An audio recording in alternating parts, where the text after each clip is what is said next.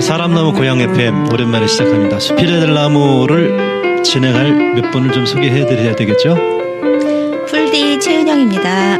꽃띠 정혜경입니다. 네, 깨디 박미연입니다. 네, 꿈디 임윤경입니다. 자, 이름이 바뀌었지만 마디 나도원입니다. 반갑습니다. 언제 바꾸셨죠? 자, 오늘 무슨 얘기부터 시작할지 어느 분이 한번 설명을 좀 해주시고 거기에 대해서 얘기를 집중하도록 하겠습니다. 자, 손이 막 지적질을 하고 있는데요, 지금.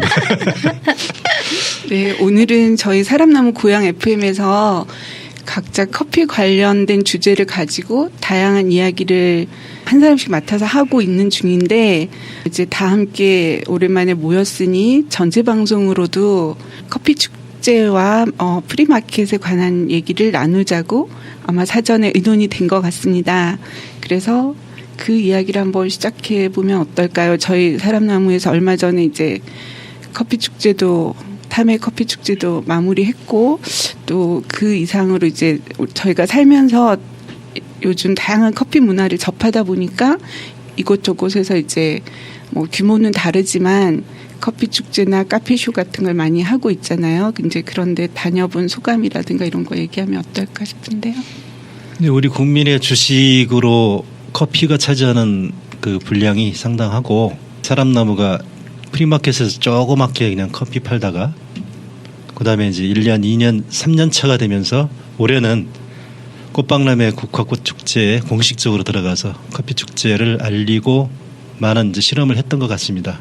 큰 소회들이 좀 있을 것 같은데 앞으로는 커피가 어떻게 갔으면 좋겠고, 또 커피라는 것 자체가 우리한테 어떻게 다가오는지 마음에 담고 있는 걸 다 풀어내는 이 자리로 마련하겠습니다. 마음이 바다 같아서 다 풀 수가 없는데. 자, 먼저 그 커피 축제 관련해서 말씀 한번. 네. 아무 생각이 어떤 건지 우리 커피 공부를 최근에 제일 많이 하신 최은영 원사님. 많이 하지 않았어요. 그냥 수집만 한 거지. 커피 질문이 박사 뭐였어? 커피 축제에 관해서. 커피 축제를 제가 열심히 하려고 했지만 중간에 아파서 병원에 입원을 했었고, 그 중간에 나와서 회복이 되어가고 있는 중간에 나와서 제가 체험들을 했었어요. 그러면서 이제 좀 이렇게 멀리 떨어져서 보게 되었죠.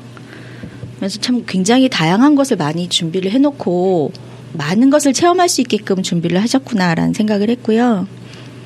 제가 이제 그것을 준비를 하지 않고 혜택을 받은 셈이었죠. 너무 많이 즐거웠어요. 고생하신 두 분이잖아요. 제가 바라보는 커피 네. 축제에 참 몇 사람이 너무 수고한 그런 모습들이 보여서 참 짠했고, 안쓰러웠고, 이제 그런 모습들이 있었고, 저는 제일 감사했던 게 사람나무가 소소하게 펼쳤던 그런 커피 축제가 이제는 화려하게 장식을 할 수 있구나. 참 이런 공식화되는 모습들이. 느낌?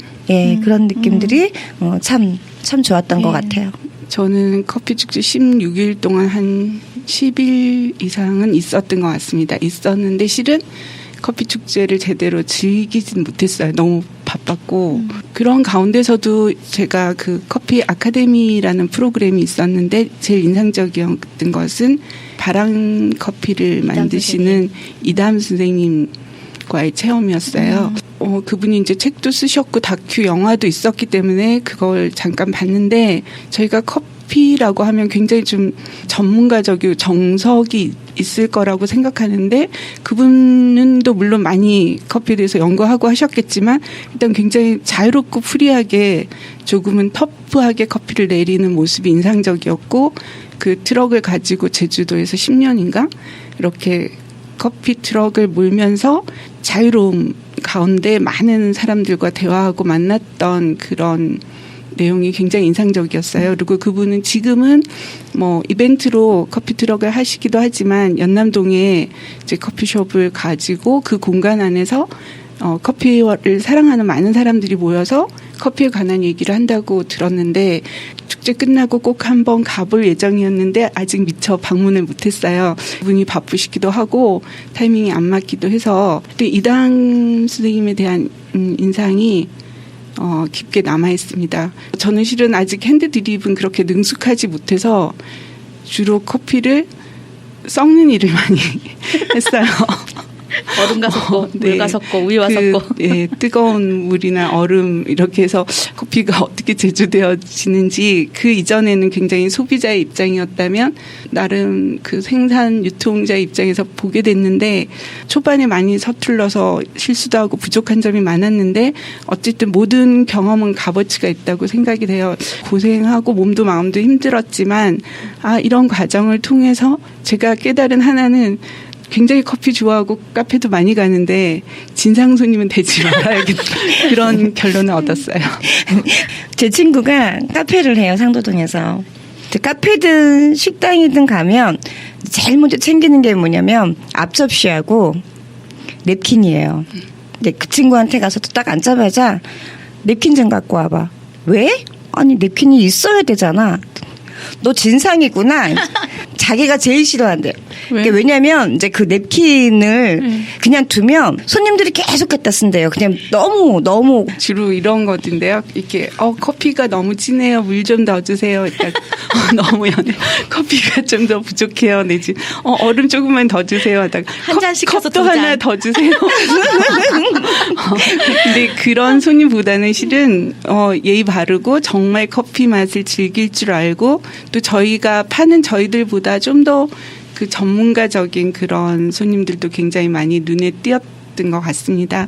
어쨌든 사람나무가 처음에 어떻게 커피 축제와 인연이 되었는지 모르지만 3년 만에 엄청난 발전을 한 거고 아직도 이렇게 그런 세팅된 조건이 아주 좋다고는 할 수 없지만 앞으로 차근차근 더 밟아 나가서 더 많은 사람들이 함께 누리고 조금 커피 축제다운 그런 커피 축제로 발돋움하지 않을까 저는 생각을 했고요. 또 그때 제가 핸드드립 못해서 달려와서 많이 분들이 도와주셨는데 저희 임윤경 대표님 드립 솜씨도 아주 뛰어나죠. 아주 멋있어요. 좋죠. 저는 임윤경 선생님이 주신 커피가 제일 맛있는데. 터프하게 핸드드립을 한다는 것은 옳지 않은 거고요. 핸드드립에 그 이담쌤? 기준이 있습니다. 네. 예, 기준이 있어서 일단 스페셜티 좋은 커피는 막 내려도 커피 맛있어요. 네. 맛있는 거 맞고요. 근데 커피 드립에서 기준은 이제 보통 한 2분 30초 안에 내려야 이 텁텁한 뒷맛이 안 나오고요. 신맛은 어떤 때 나오는 거예요? 신맛은 로스팅을 덜 해야 됩니다. 과일 맛이 많이 덜 돼. 남아있는 그게 건가요? 날아가지 않게. 로스팅이 덜 될수록 신맛이 나면서 향이 좀 살아있죠. 그리고 로스팅이 많이 되면은 아저씨 커피가 돼가지고 향이 사라지면서 신맛도 사라지며 탄맛. 바디감이 좋은 맛. 바디감의 쓴맛 바디감. 네, 바디감이라고 얘기하죠. 와인을 커피가 배워야 되겠더라고요. 원래 커피 하면은 그 주스라고 그래야 돼요. 원래 주스. 주스의 맛이 나야 커피 맛이고 과거에 우리가 그 나쁜 커피를 먹었을 때는 쓴맛이 커피의 맛이라고 쓴맛이. 상상이 됐었지만 요즘에 젊은 층들한테는 스페셜티라고 해가지고 산미가 좋은 거, 향이 좋은 거, 쓴맛이 안 나면서 이 주시 같은 맛, 이 맛을 추구하고 있죠. 신선도에도 그 차이가 있나요? 원두의 당연히 신선도? 차이가 많이 있을 있죠. 것 이 같아요. 스페셜티 같은 경우에는 들어올 때 냉장 배송을 해요. 냉장 배송을 하게 되면 그만큼 프레시하니까 이 맛이 좀 살아있죠. 제가 궁금한 게 늘 궁금했던 게 이제 우리가 지금 고양시에 커피 농장이 많잖아요. 이 고양시에 나는 커피. 거기에 대해서 한번 좀 설명을 해주셨으면 좋겠어요. 그러니까 어떤 분이 무슨 아직 한국에서 나오는 원두가 맛있겠어? 이렇게 얘기를 하더라고요. 나는 그건 믿지 않아. 이렇게 얘기를 하는 분도 계시거든요. 그러니까 그 부분에 대해서 조금 고양시에서 그래서 농가 지금 선생님 임윤경 선생님 띠레미팜도 있고 꿈팜도 있고 그래서 거기서 생산되는 원두를 그거를 좀 한번 소개를 해주셨으면 좋겠어요. 그래서 그 고양시에서 나는 원두를 지금 어떻게 로스팅을 하고 계시며 걔로 커피를 내렸을 때 어떤 맛이 난다는 거죠. 한번 말씀해 주셨으면 감사하겠습니다. 커피가 이제 세계 3대 커피 하면 하와이 코나하고 예멘 모카 커피, 블루마운틴이 있죠. 근데 그 커피의 조건은 그 기후하고 풍토가 제일 중요해요. 사실 이제 국내에서 생산하는 커피는 온실에서 생산하기 때문에 굉장히 마일드한 맛이 좋죠. 커피의 특색적인 맛은 덜 나더라도 국내에서 생산됐다는 그 감성에 의해서 그 마일드한 커피, 국내의 희귀한 커피를 마신다는 그 의미에서 그 좋은 커피지, 그게 커피의 품질로 봐서는 뭐 특징적으로 뭐 세계 3대 커피에 준하지는 않습니다. 하지만 국내에서 생산했던 커피를 내가 한 잔 마셔봤다는 거, 여기에 의미해 두는 게 더 좋을 것 같아요. 향은 좀 어때요? 커피가 좋은 커피는 해발 1700m 이상 고지대에서 낮에는 선수 따뜻하고 밤에는 차가워서 커피의 맛을 만들어줘야 돼요. 그 커피가 나무가 자라면서. 그리고 화산해토라는 화산지대에서 난 땅에서 자라는 커피의 맛이, 커피에서 향이 좋게 나와요. 왜냐하면 화산재에는 무기염류가 특별히 많이 들어있어 가지고 커피의 맛을 좌우하거든요. 국내 커피는 옛날에 그 모카 커피 같은 거 마일드 커피라고 써 있잖아요. 마일드 맛이라고. 그런 수준으로 한국 커피는 향과 맛에서 특징적이진 않지만 마일드한 맛, 한국 국산 커피를 마셨다는 의미, 거기에 중점을 둬야 하고요. 또 하와이 코나 같은 경우에 코나라는 그 커피가 없어요. 시중 판매되는 게. 보통 코나 브랜드라고 해가지고 코나를 갖다가 한 2, 3% 섞은 거 그렇게 놓고 코나 브랜드로 관광객들한테 팔고 있거든요. 진짜 코나 커피는 우리가 살려면은 1kg에 한 2, 30만 원 줘야 돼요. 근데 하와이 가서 관광객들이 사는 거는 뭐 한 봉다리 200g에 한 2만 원에서 3만 원 사는 거는 다 코나 브랜드예요. 그런 식으로 국산 커피도 브랜드로 해서 어떤 의미를 주는 거 아니면 공정무역으로 해서 의미를 주는 거 이쪽으로 좀 관심을 가져야 될 것 같아요. 그리고 그럼 지금 유통이 되고 있나요? 아주 작게 유통이 되고 있어요. 근데 왜 국산 커피, 사실 커피라는 것이 그 마케팅이 있어야 되는데 우리 고흥에서 커피를 생산하고 제주도에 일부 좀 생산하고 있는데 그 사람들이 마케팅에서 결국엔 실패를 해요. 그래서 시중에서 국산 커피를 보기가 참 힘들답니다. 네, 여기까지 커피 아카데미 시간이 끝났습니다. 네, 한마디 더 하려고 하는데 짧으셨어요. 그럼 마지막 질문. 질문이 아니고 저 실은 이제 저도 코나 커피를 선물 받은 적이 있는데 먹어봤어요? 2%였구나. 라고 생각하고 말씀 듣다 보니까 실은 그 고향 커피 축제에서 많은 분들이 이제 저희가 커피숍에서 커피를 판매했을 때 이거 고향에서 나는 커피인가요? 라는 질문을 많이 받았거든요. 실은 저는 자세한 데이터는 모르지만 그 임 대표님 말씀하신 것처럼 아직은 그 생산량 자체가 대량화되지는 않고 있기 때문에 지금 시작 단계라고 생각해요. 그래서 약간의 고향 커피가 들어간 브랜드가 있을 뿐이고 아직은 이제 저희가 그 커피 축제에서 이렇게 뭐 한 잔에 3,000원씩 팔 정도의 그런 수량은 아닌됐다고 들었습니다. 이게 뭐 커피 축제가 만약에 30회까지 간다면 언젠가는 더 싼 가격에 더 맛있고 풍성한 그런 고향 커피 축제를 제공할 수도 있지 않을까라고 생각이 들고요. 지금 들어보니까 뭐 한국에서 아직은 우리가 커피 생산국이라고 할 만한 그런 양은 안 되지만 언젠가는 뭐 제주도 커피, 담양 커피, 뭐 고향 커피 이런 식으로 지역별로 차별화된 그 맛있는 커피를 축제에서 소개할 수도 있을 것 같은 생각이 드네요. 이런 쪽에서 좀 생각해 봐야 돼요. 우리가 스타벅스 커피나 아니면 또 릴리 커피, 얘들이 이태리 릴리 커피 같은 것들이 그 이태리에서 커피를 생산하는 게 아니거든요. 전 세계에서 커피를 가지고 와가지고 브랜딩을 해서 릴리 커피의 고유의 맛을 만드는 거예요. 네. 그렇기 때문에 고향도 고향 커피를 고향 브랜드로 해서 고향 커피의 그 맛을 만든다면은 하나의 큰 가치가 있는 그 상품이 그럼 되죠. 내년에 커피 축제를 다시 한다면 고향에서 나는 커피를 맛보여주는 그런 코너가 있었죠. 프렌비팜에 있는 것들이 그런 거 있어요. 그 얘기를 브랜드 자연스럽게 이제 네. 뭐 구체적인 얘기는 벗어나서 네.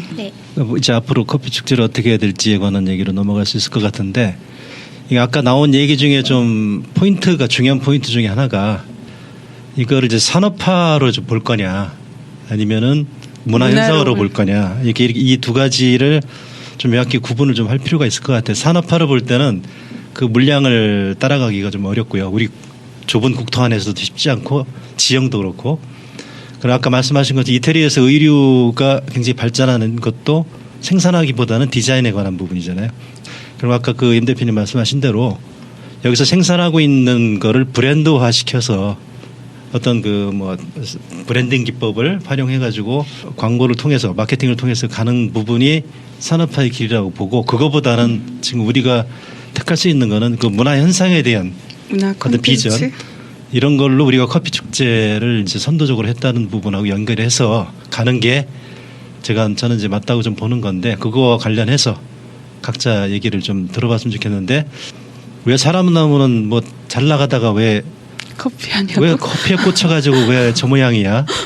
누가 뭐 보니까 커피가 고향에서 뭐 나가지고 뭐 산업화될 수 있는 부분도 아닌데 뭐에 꽂혀서 저렇게 난리들이지? 커피꽃. 그런 질문. 그거에 대한 거를 한번 각자 생각으로 한번 펼쳐줬으면 좋겠네요. 먼저 나존 선생님이 한번 그 생각에 대해서는 한번 말씀 듣고 싶은데 어떤 생각을 갖고 계신지. 제가 2분을 넘는 것 같아가지고. 아니 제가 2분에서 자르겠습니다. 저는 그 문화현상이 맞다고 보고, 그다음에 이제 커피를 이제 하나의 관상식물로 보는 것. 각자 아파트 집에 키우기가 딱 적당한 구조이기 때문에 우리나라에서는 거의 다 아파트잖아요.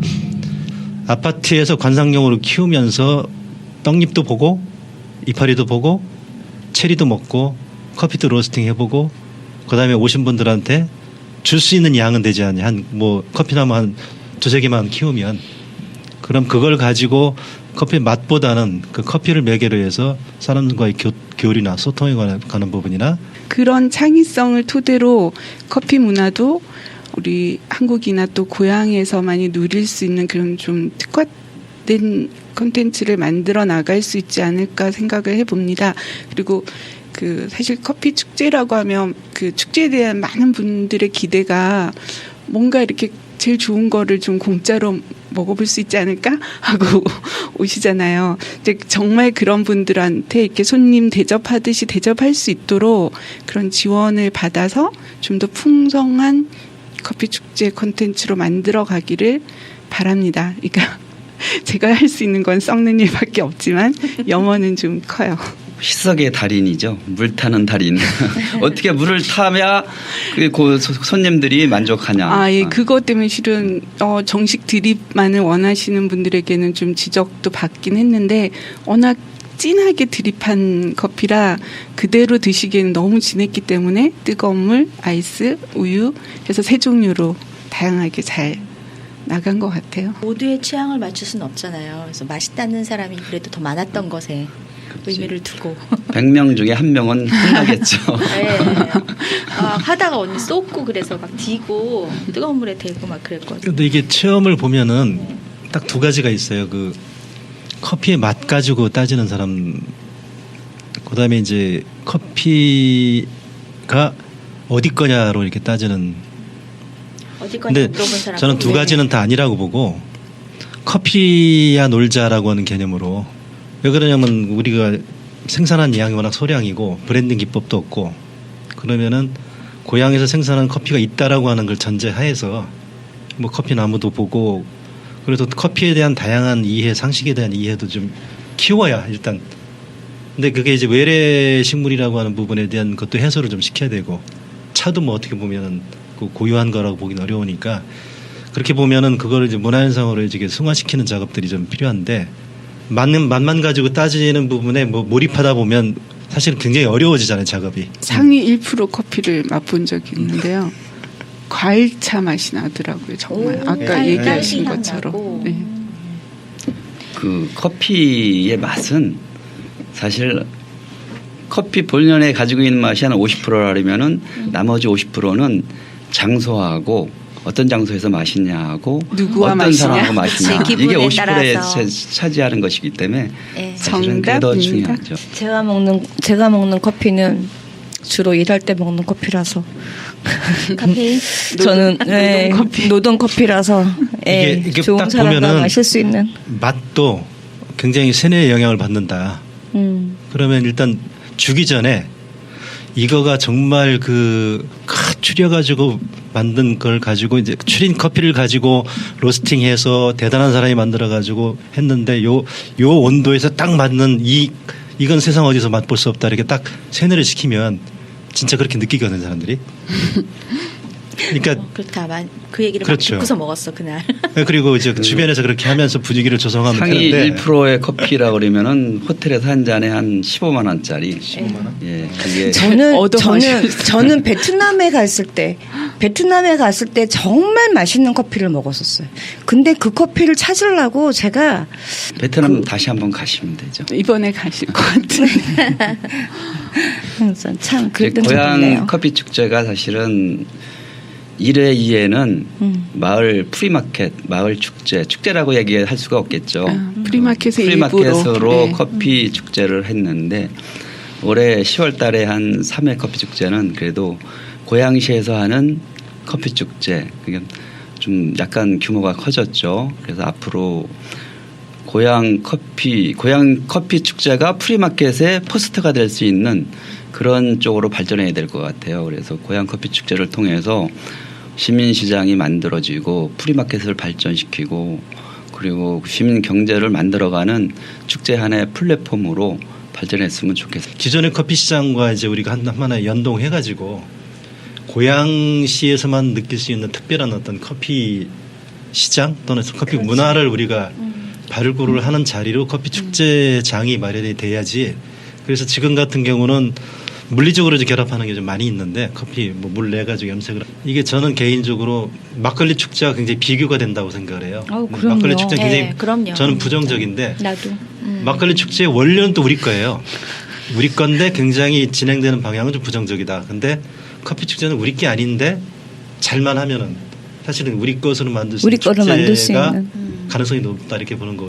정말 그 자기 집안에 커피나무 하나씩 다 가지고 키워가면서 커피에 대한 이야기가 상식으로 통하고 그다음에 그 상식적인 부분들이 가정에서 이루어지는 그런 그 바탕이 좀 이루어지게 되면 사실 커피를 바라보는 게 굉장히 달라질 거라 생각을 하고 지금 무너져가고 있는 어떤 화훼 농가들의 대체 산업으로도 가능하지 않을까.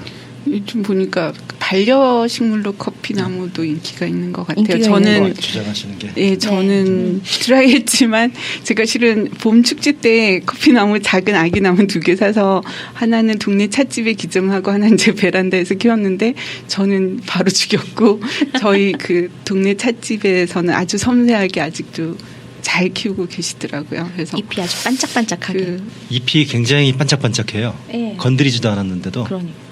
되게 이쁘더라고요. 지금 식물을- 커피나무가 너무 잘 자라고 있어요. 축하드립니다. 고양시가 사실 고양이 캐릭터로 뭐 전국에서 2위 획을 했다는데 고양이의 고양시보다는 커피나무의 고양시로 반려식물의 오, 고양시로 커피의 도시 고양시로 그 고향 FM 그 모여서 같이 하는 프로그램을 진행을 마치고 됐습니다. 커피 한잔 할까요? 그리고 아, 좋다. 자 커피 향이 착 솔솔 이거 몰려오는데 어쨌든 간에 이 프로그램을 끝내야지 커피를 마실 수 있을 것 같아서 이제 마쳐야 될 것 같습니다. 마치기 전에 우리 한번 듣고 싶은 목소리들 한번 짝짝짝 한번 외쳐주시고 마무리하도록 하겠습니다. 풀디 최은영. 꽃띠 정혜경. 깨디 박미연 꿈디 임윤경이었습니다. 네, 마지막 간 마디였습니다. 마디예요. 간디가 아니시니까 참 다행이에요. 자 박수로. 수고하셨습니다.